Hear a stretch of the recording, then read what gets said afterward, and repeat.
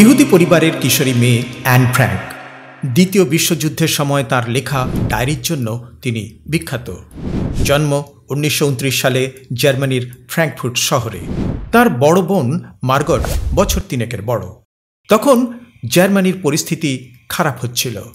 বেকারত্ব যেমন প্রবল, তেমনি দরিদ্র মানুষের সংখ্যা ক্রমবর্ধমান। এই সময়ে অ্যাডলফ হিটলার এবং তার নাৎজি দল দেশের সমস্যা সমাধানের প্রতিশ্রুতি দিয়ে জনসমর্থন অর্জন করেন। নাৎজিরা ইহুদিদের ঘৃণা করত, দেশের যাবতীয় সমস্যার জন্য তাদেরকেই দায়ী করত। 1933 সালে নাৎজিরা ক্ষমতায় এলে ইহুদিদের প্রতি শত্রুতা প্রবল আকার নেয়। অ্যানের বাবা মা অটো এবং এডিথ নেদারল্যান্ডসে অভিবাসনের সিদ্ধান্ত নেন। তারা আমস্টারডামে মারওয়েডে প্লেন 37-এ বসতি স্থাপন করেন। নেদারল্যান্ডকে দ্রুতই নিজেদের দেশ বলে অনুভব করতে শুরু করে পরিবারটি। মেয়েরা স্কুলে গিয়ে ডাচ শিখে ফেলে, গড়ে ওঠে নতুন নতুন বন্ধু। 1939 সালে নাৎজি জার্মানি পোল্যান্ড আক্রমণ করে।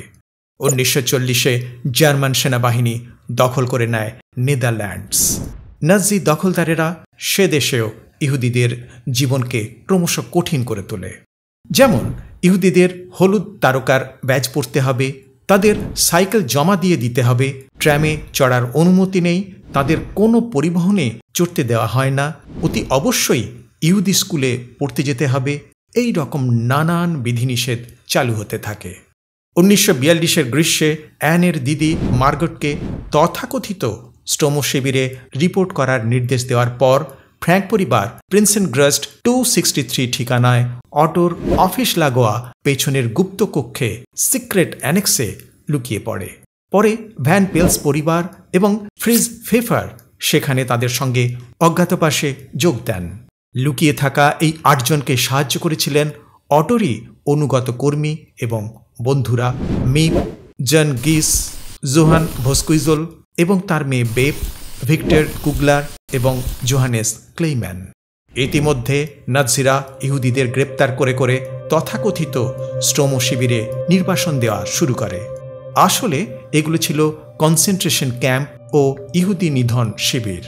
তার ডায়েরিতে অ্যান এই লুকিয়ে থাকার জায়গা, যুদ্ধ এবং তার নিজের চিন্তাভাবনা ও অনুভূতি নিয়ে দিনলিপিতে লিখে গেছেন। সে সময় লন্ডনে অবস্থিত ডাচ সরকারের একটি আবেদন তার ডায়েরির লেখাগুলিকে বইয়ের উপযোগী করে তুলতে অ্যানকে অনুপ্রাণিত করে। তখন পুনরায় তার লেখার সম্পাদনা শুরু করেন, কিন্তু শেষ করার আগেই তাদের লুকোনোর জায়গার সন্ধান খুঁজে পায় কর্তৃপক্ষ। 1944 সালের 4 আগস্ট সিক্রেট অ্যানেক্স থেকে 8 জনকেই বন্দী করা হয়। তারপর তাদের কনসেন্ট্রেশন ক্যাম্পে নির্বাসিত করা হয়। ইতিমধ্যে তাদের 2 সাহায্যকারী মিপকিস ও বেপ ভস্কুইজল অ্যানের রেখে যাওয়া ডায়েরি লেখাজোকাগুলি খুঁজে পান। অ্যান ফিরে এলে ফিরিয়ে দেবেন ভেবে মিপ সেগুলি গুছিয়ে রেখেছিলেন, কিন্তু অ্যানের আর ফিরে আসা সম্ভব হয়নি। 1945 সালের ফেব্রুয়ারির দিকে অ্যান এবং মার্গট বন্দি শিবির বার্গেন-বেলসেনের ভয়ানক পরিস্থিতিতে টাইফাসে মারা যান। তখন অ্যানের বয়স ছিল 15। বন্দি 8 জনের মধ্যে শুধুমাত্র অ্যানের বাবা অটোই বেঁচে ফিরে এসেছিলেন।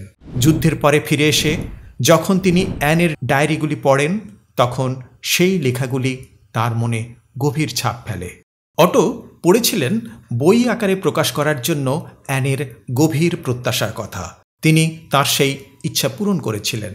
আজও তাদের লুকিয়ে থাকা জীবন এবং যুদ্ধ নিয়ে অ্যানের গল্প সারা বিশ্বের মানুষ আগ্রহ নিয়ে পড়ে। তার ডায়েরি 70টিরও বেশি ভাষায় অনুদিত হয়েছে।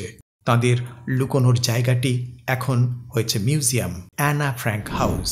প্রতি বছর সেখানে হাজির হন গোটা বিশ্ব থেকে লাখ লাখ মানুষ।